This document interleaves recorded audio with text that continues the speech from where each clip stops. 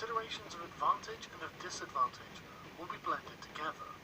If our expectation of advantage be tempered in this way, we may succeed in accomplishing the essential part of our scheme. If, on the other hand, in the midst of difficulties we are always ready to seize an advantage, we may extricate ourselves from misfortune, reduce the hostile chiefs by inflicting damage on them, and make trouble for them, and keep them constantly engaged, hold out specious allurements, and make them rush to any given point.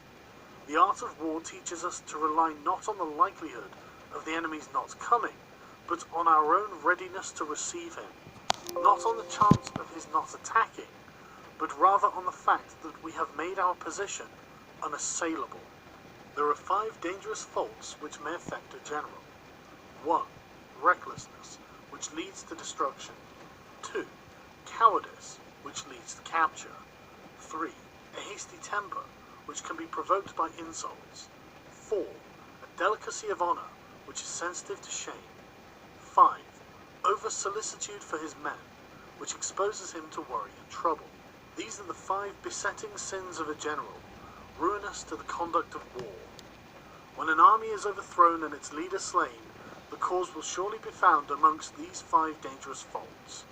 Let them be a subject of meditation. 9. The army on the march. Sun Tzu said, "We come now to the question of encamping the army, and observing the signs of the enemy. Pass quickly over mountains, and keep in the neighborhood of mountains. Camp in high places, facing the sun. Do not climb heights in order to fight. So much for mounted warfare. After crossing a river, you should get far away from it. When an invading force crosses a river on its onward march, do not advance to meet it midstream. It will be best to let half the army get across, and then deliver your attack. If you are anxious to fight, you should not go to meet the invader near a river which he has to cross.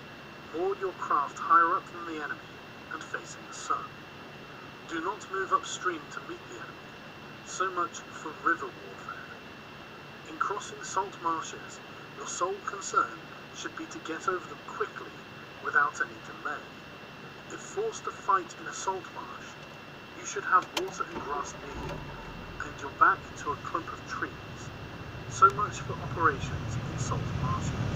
In dry, level country, take up an easily accessible position with rising ground to your right and on your rear, so that the danger may be in front and safety lie behind. So much for campaigning in flat country. These are the 4 useful branches of military knowledge which enabled the Yellow Emperor to vanquish 4 several sovereigns.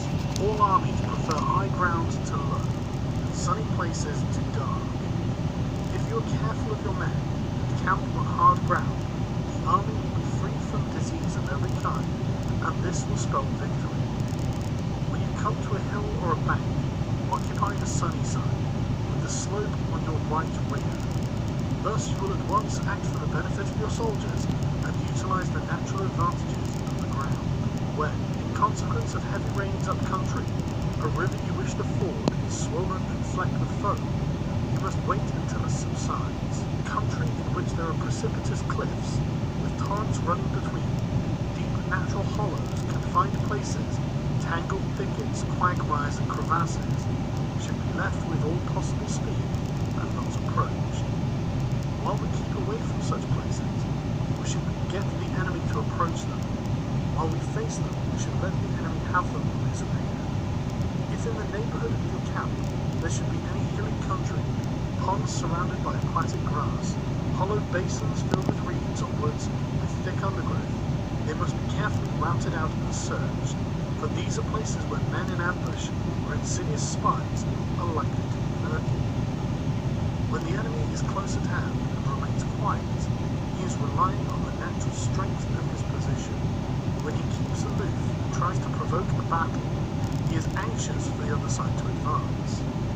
If his place of encampment is easy of access, he is tendering a bait. Movement amongst the trees of a forest shows that the enemy is advancing. An appearance of a number of screens in the midst of thick grass means that the enemy wants to make us suspicious. The rising of birds in their flight is the sign of an ambuscade. Startled beasts indicate that a sudden attack is coming. When there is dust rising in a column, it is the sign of chariots advancing. When the dust is low but spread over a wide area, it betokens the approach of infantry. When it branches out in several different directions, it shows that parties have been sent to collect firewood. A few clouds of dust moving to and fro signify that the army is encamping. Humble words and increased preparations are the signs that the enemy is about to advance. Violent language driving forward as if to the attack are signs that he will retreat. Tanks come up first and take up a position on the wings. It is a sign that the enemy is falling for battle. Peace proposals, unaccompanied by a sworn covenant, indicate a plot. When there is much running about and soldiers fall into rank, it means that the critical moment has come. When some are seen advancing and some retreating, it is a lure. When the soldiers stand leaning on their spears, they are faint from want of food. If those who are sent to draw water begin by drinking themselves, the army is suffering from thirst. If the enemy sees an advantage to be gained and makes no effort to secure it, the soldiers are exhausted. If birds gather on any spot, it is unoccupied. Clamour by night betokening nervousness. If there is a disturbance in the camp, the general's authority is weak. If the banners and flags are shifted about, sedition is afoot. If the officers are angry, it means that the men are weary. When an army feeds its horses with grain and kills its cattle for food, and when the men do not hang their cooking pots over campfires, showing that they will not return to their tents, you may know that they are determined to fight to the death. The sight of men whispering together in small knots, or speaking in subdued tones, points to dissatisfaction amongst the rank and file. Too frequent rewards signify that the enemy is at the end of his resources. Too many punishments betray a condition of dire distress. To begin by bluster, but to afterwards take fright at the enemy's numbers, shows a supreme lack of intelligence. When envoys are sent with compliments in their mouths, it is a sign that the enemy wishes for a truce. If the enemy's troops march up angrily and remain facing ours for a long time without either joining battle or taking themselves off again, the situation is one that demands great vigilance and circumspection. If our troops are no more in number than the enemy, that is amply sufficient. It only means that no direct attack can be made. What we can do is simply to concentrate all our available strength, keep a close watch on the enemy, and obtain reinforcements. He who exercises no forethought, but makes light of his opponents, is sure to be captured by them. If soldiers are punished before they have grown attached to you, they will not prove submissive, and unless submissive, then will be practically useless.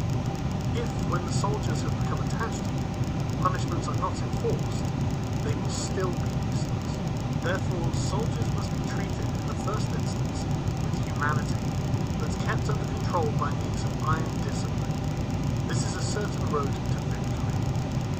If in training soldiers' commands are habitually enforced, the army will be well disciplined. If not, its discipline will be bad. If a general shows confidence in his men, but always insists on his orders being obeyed, the game will be mutual. 10. Terrain. Sun Tzu said, we may distinguish 6 kinds of terrain, to wit, 1. Accessible ground, 2. Tangled ground, 3. Temporizing ground, 4. Narrow passes, 5. Precipitous heights, 6. Positions at great distance from the enemy. Ground which can be freely traversed by both sides is called accessible. With regard to ground of this nature, be before the enemy occupying the raised and sunny spots, and carefully guard your line of supplies, then you will be able to fight with advantage. Ground which can be abandoned but is hard to reoccupy is called tangling. From a position of this sort, if the enemy is unprepared, you may sally forth and defeat him, but if the enemy is prepared for your coming, and you fail to defeat him, then return being impossible, disaster will ensue. When the position is such that neither side will gain by making the first move, it is called temporizing ground. In a position of this sort, even though the enemy should offer us an attractive bait, it will be advisable not to stir forth, but rather to retreat, thus enticing the enemy to hesitate. Then, when part of his army has come out, we may deliver our attack with advantage. With regard to narrow passes, if you can occupy them first, let them be strongly garrisoned and await the advent of the enemy.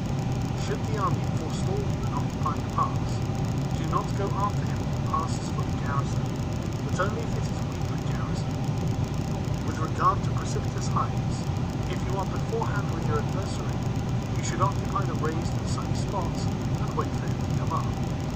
If the enemy has occupied them before you, do not follow him, but retreat and try to entice him away.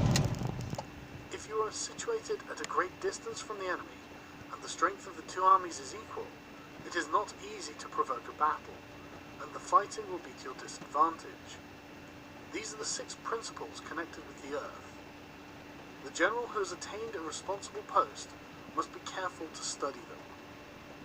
Now an army is exposed to 6 several calamities, not arising from natural causes, but from the faults from which the general is responsible. These are 1. Flight, 2. Insubordination, 3. Collapse, 4. Ruin, 5. Disorganization, and 6. Rout.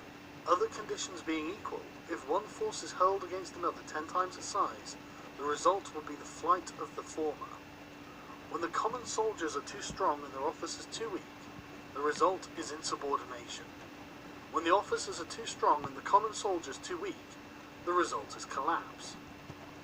When the higher officers are angry and insubordinate, and on meeting the enemy give battle on their own account from a feeling of resentment, before the commander-in-chief can tell whether or no he is in a position to fight, the result is ruin. When the general is weak and without authority, when his orders are not clear and distinct, when there are no fixed duties assigned to officers and men, and the ranks are formed in a slovenly and haphazard manner, the result is utter disorganization. When a general, unable to estimate the enemy's strength, allows an inferior force to engage a larger one, or hurls a weak detachment against a powerful one, and neglects to place picked soldiers in the front rank, the result must be a rout. These are the 6 ways of courting defeat, which must be carefully noted by the general who has attained a responsible post. The natural formation of the country is the soldier's best ally, but a power of estimating the adversary, of controlling the forces of victory, and of shrewdly calculating the difficulties, dangers, and distances constitutes the great test of a general. He who knows these things and in fighting puts his knowledge into practice will win his battles. He who knows them not, nor practices them, will surely be defeated. If fighting is so sure to result in victory, then you must fight, even though the ruler forbid it. If fighting will not result in victory, then you must not fight, even at the ruler's bidding. The general who advances without coveting fame, and retreats without fearing disgrace, whose only thought is to protect his country and do good service for his sovereign, is the jewel of the kingdom. Regard your soldiers as your children, and they will follow you into the deepest valleys. Look upon them as your own beloved sons, and they will stand by you even unto death.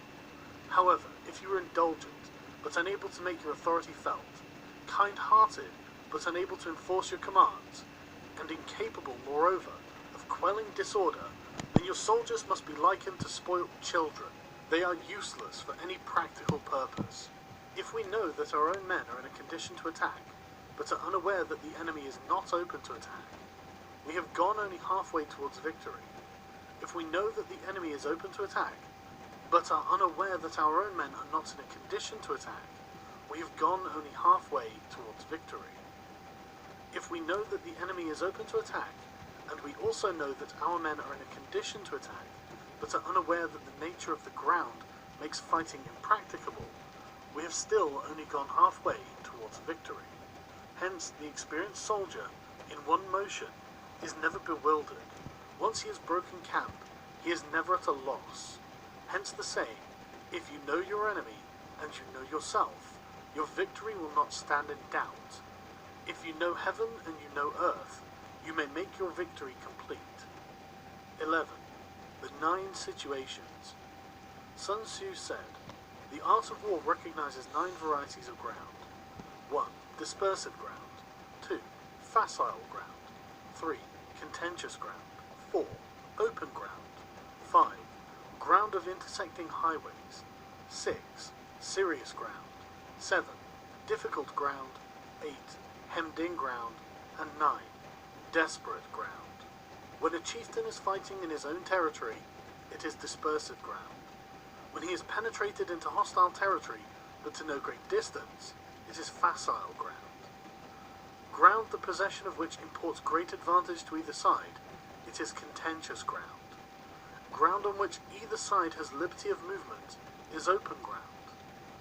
Ground which forms the key to 3 contiguous states, so that he who occupies it first has the most of the empire at his command, is a ground of intersecting highways.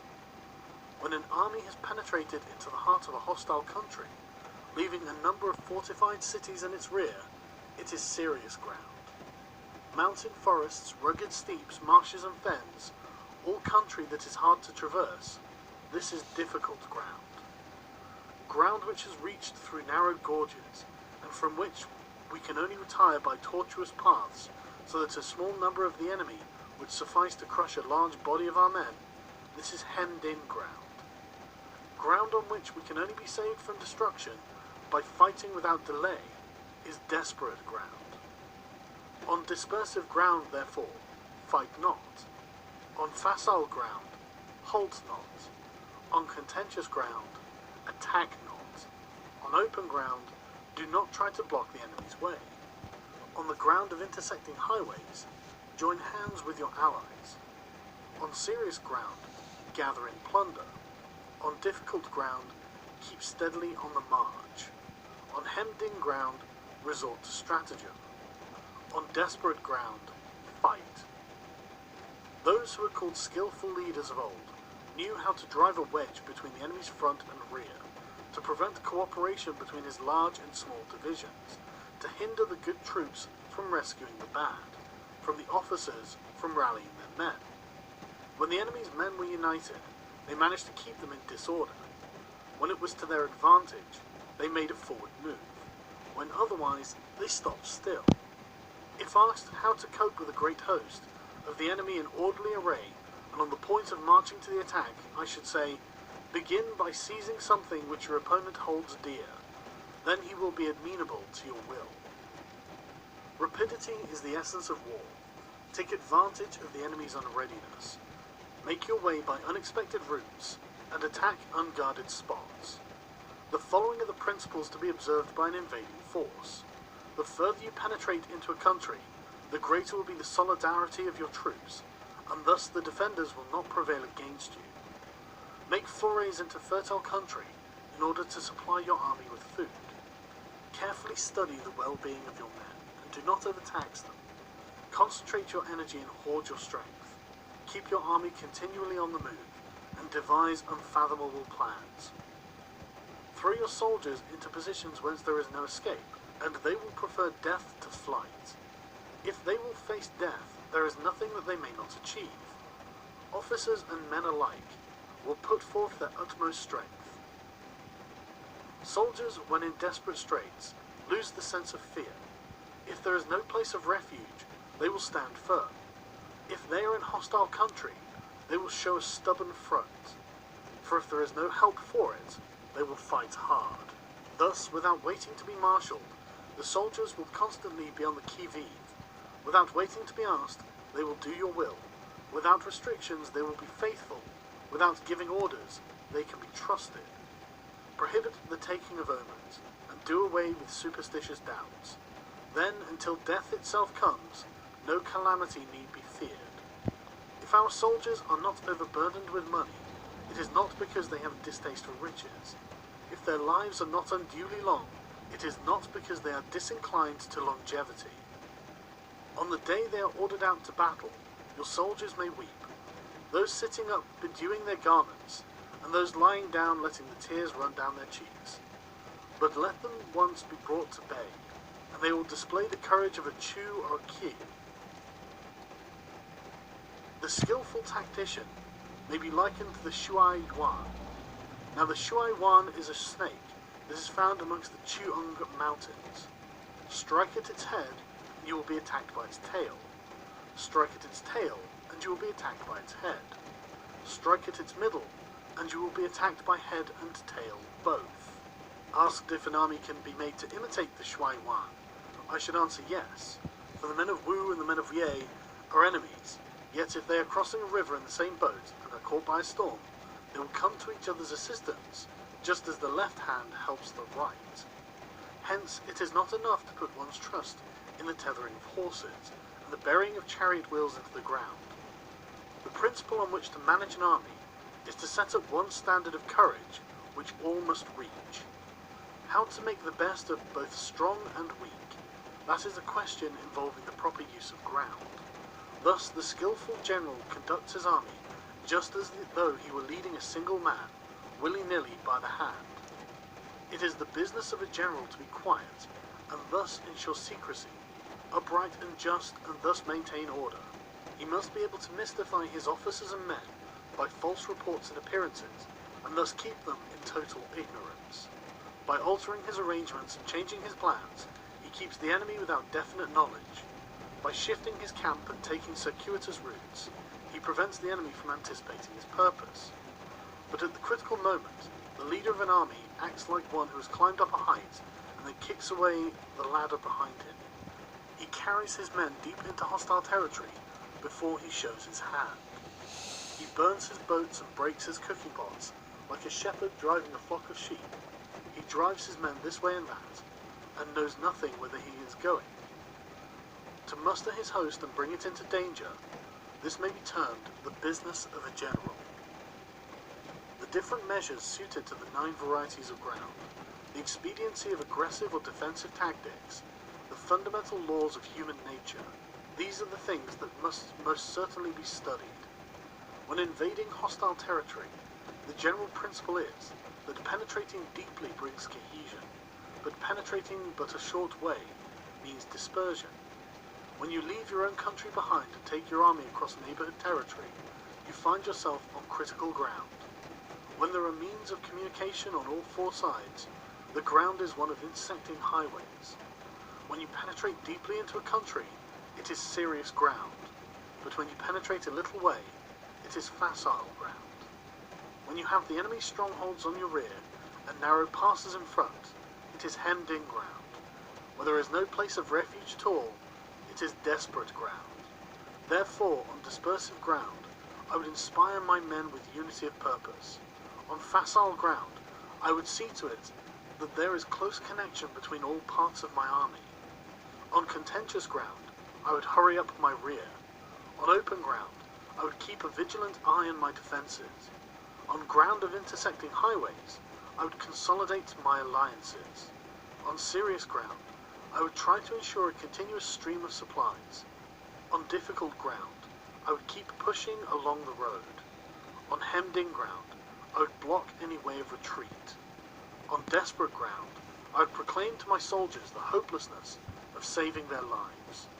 For it is the soldier's disposition to offer an obstinate resistance when surrounded, to fight hard when he cannot help himself, and to obey promptly when he has fallen into danger. We cannot enter into an alliance with neighbouring princes until we are acquainted with their designs. We are not fit to lead an army on the march unless we are familiar with the face of the country, its mountains and forests, its pitfalls and precipices, its marshes and swamps. We shall be unable to turn natural advantages to account unless we make use of local guides. To be ignored in any one of the following 4 or 5 principles does not befit a warlike prince. When a warlike prince attacks a powerful state, his generalship shows itself in preventing the concentration of the enemy's forces. He overawes his opponents, and their allies are prevented from joining against him. Hence, he does not strive to ally himself with all and sundry, nor does he foster the power of other states. He carries out his own secret designs, keeping his antagonists in awe. Thus, he is able to capture their cities and overthrow their kingdoms. Bestow rewards without regard to rule. Issue orders without regard to previous arrangements. And you will be able to handle a whole army as though you had to do but a single man. Confront your soldiers with the deed itself. Never let them know your design. When the outlook is bright, bring it before their eyes, but tell them nothing when the situation is gloomy. Place your army in deadly peril, and it will survive. Plunge it into desperate straits, and it will come off in safety. For it is precisely when a force has fallen into harm's way that it is capable of striking a blow for victory. Success in warfare is gained by carefully accommodating ourselves to the enemy's purpose. By persistently hanging on the enemy's flank, we shall succeed in the long run in killing the commander-in-chief. This is called ability to accomplish a thing by sheer cunning. On the day that you take up your command, block the frontier passes, destroy the official tallies, and stop the passage of all emissaries. Be stern in the council chamber, so that you may control the situation. If the enemy leaves a door open, you must rush in. Forestall your opponents by seizing what he holds dear, and subtly contrive to time his arrival on the ground. Walk in the path defined by rule, and accommodate yourself to the enemy until you can fight a decisive battle.